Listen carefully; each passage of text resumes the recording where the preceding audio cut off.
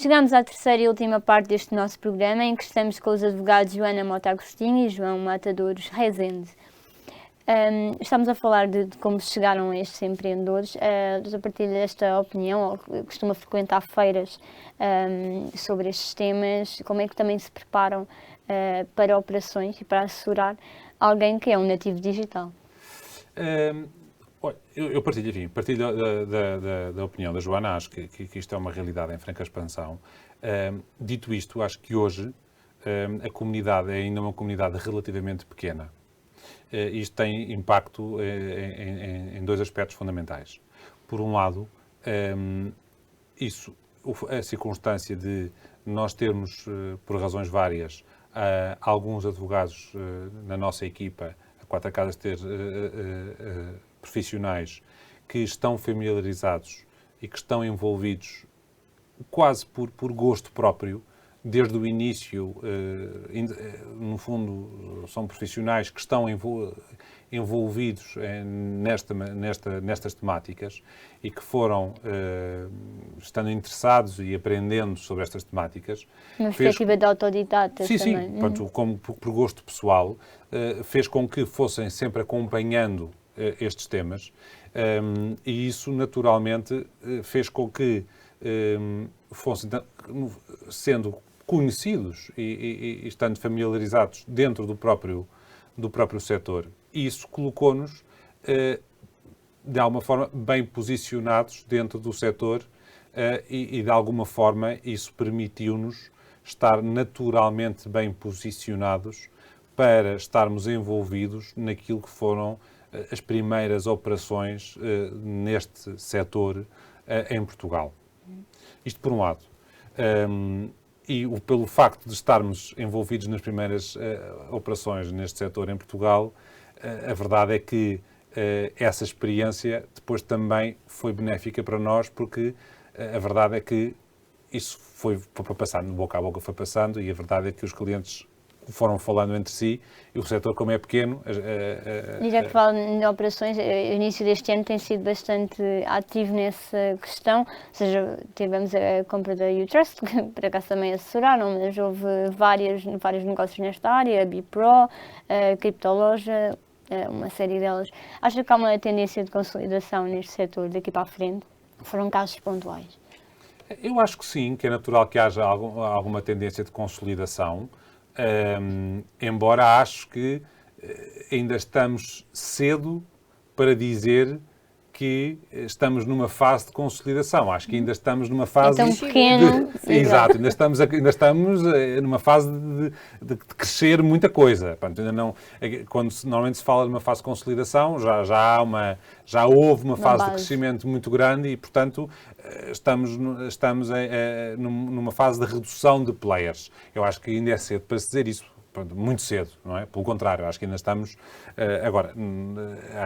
numa fase em que vão aparecer muitos players, o que não quer dizer que, entretanto, alguns dos players que têm aparecido no mercado não se possam entender entre si e criar sinergias entre eles, nomeadamente, como falava há pouco, entre até a banca e algumas fintechs e, enfim, alguns players mais pequenos, mas que têm expertise ou áreas de negócio ou serviços que são bastante específicos e potencialmente interessantes para players de maior dimensão. No que respeita à formação, a verdade é que a novidade faz com que não sejam temáticas que não se aprendem necessariamente por cursos.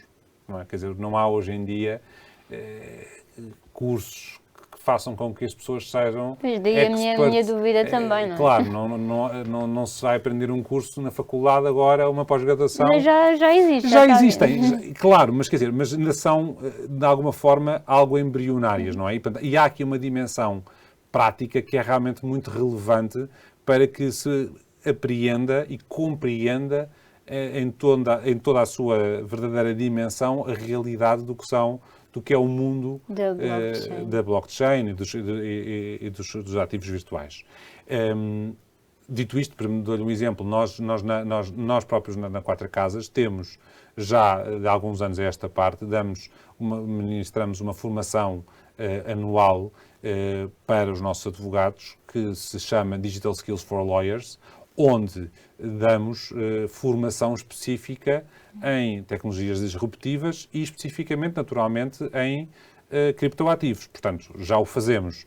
Mas eu, no fundo, o que queria chamar a atenção é que creio que a formação aqui ainda tem uma dimensão muito empírica ainda. E, portanto, tem de partir da pessoa também. Sim, acho que há aí uma dimensão ainda muito de perceber como isto funciona na prática, sem prejuízo da inevitável teorização que já se começa a fazer e que, obviamente, é muitíssimo importante. Não é?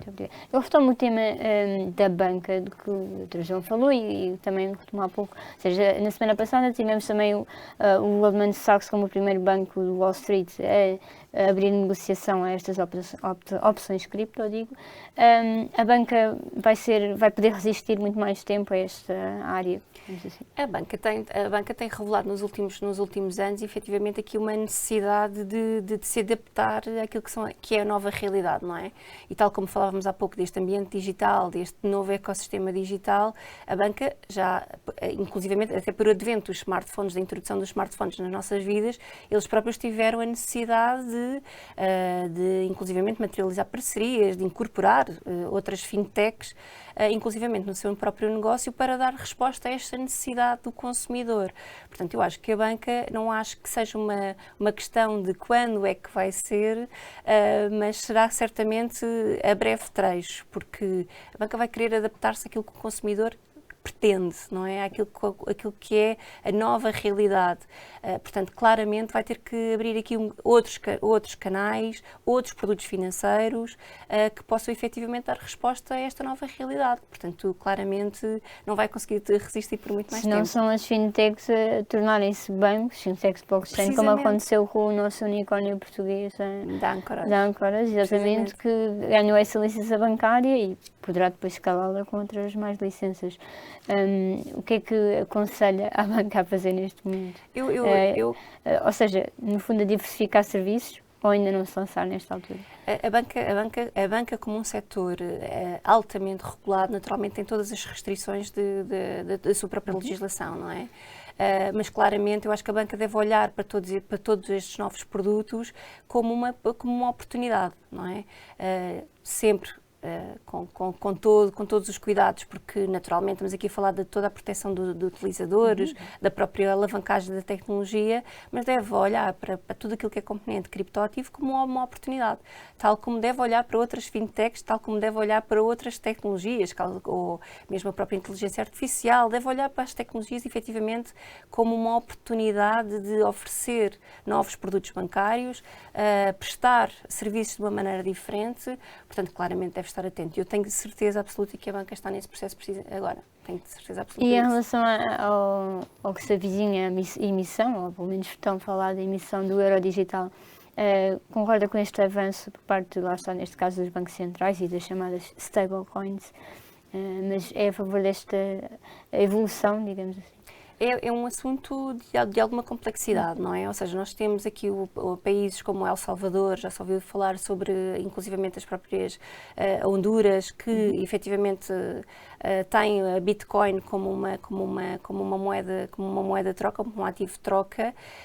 Claramente o euro digital será um passo a seguir. Naturalmente, até prevido aquilo que nós tivemos vindo a falar, que o ambiente digital vai obrigar a uma digitalização total de tudo aquilo que é a nossa própria economia. Relevo aqui apenas questões como a privacidade, a anonimização, incluindo a própria autoridade reguladora de proteção de dados pessoais, manifestou-se recentemente relativamente a isso, ou seja, de algumas preocupações que para no fundo, não violarmos princípios basilares de que é a troca do dinheiro, que a própria anonimato, a própria privacidade. Mas será certamente algum tema para acompanhar no futuro e que a breve trecho também vamos ter maiores novidades sobre isso, certamente. Doutora, é a favor desta emissão por parte do BCE? Sim, eu concordo exatamente com o que a Joana disse. Vai facilitar os pagamentos dos consumidores? Sim, eu acho que a tendência é inevitável, a tendência é isso, eu acho que é uma realidade de que a tendência da facilitação dos meios de pagamento dos consumidores já é uma realidade, não é? Eu acho que isso já nós vivemos na prática. Portanto, eu acho que isso é algo que o consumidor já beneficia e já gosta e que da qual já nem sequer abdica. Portanto, acho que isso é um movimento que já não tem, já É é irreversível. E, portanto, todas as iniciativas nesse sentido, eu creio que serão bem-vindas. Naturalmente que algumas colocarão alguns riscos, até pelo seu caráter ambicioso, e nesse sentido, creio que teremos que tomar os nossos passos com cautela e devidamente regulados para que não se cometam erros e, de alguma forma, não se coloquem em causa processos que, creio, beneficiam a todos. E em relação, especificamente, pronto, aqui estamos a falar de uma stablecoin, de uma moeda emitida por um banco central, mas em relação às cripto, como conhecemos, etc., Bitcoin, já está a haver uma queda e há uma queda anunciada com a subida das taxas de juros. Acredita que um inverno cripto já não vai acontecer como se previa, ou haverá uma tendência cíclica como tem acontecido aqui para a frente? Enfim, não sei se sou a pessoa mais adequada para responder essa pergunta. Eu sou um simples advogado, não sou mas eu creio, enfim, que como todos os ativos, tenderão os seus ciclos e, portanto, terão os seus ciclos de maior e menor crescimento, mas as suas fases mais positivas e as suas fases menos positivas. E, naturalmente, que os investidores menos especulativos saberão tirar proveito dessas fases. Muito obrigada aos dois. O Falar Direito regressa na próxima semana com mais temas e novos convidados. Até lá, continua a acompanhar diariamente e ao minuto as notícias nas nossas redes sociais e no site do Jornal Económico.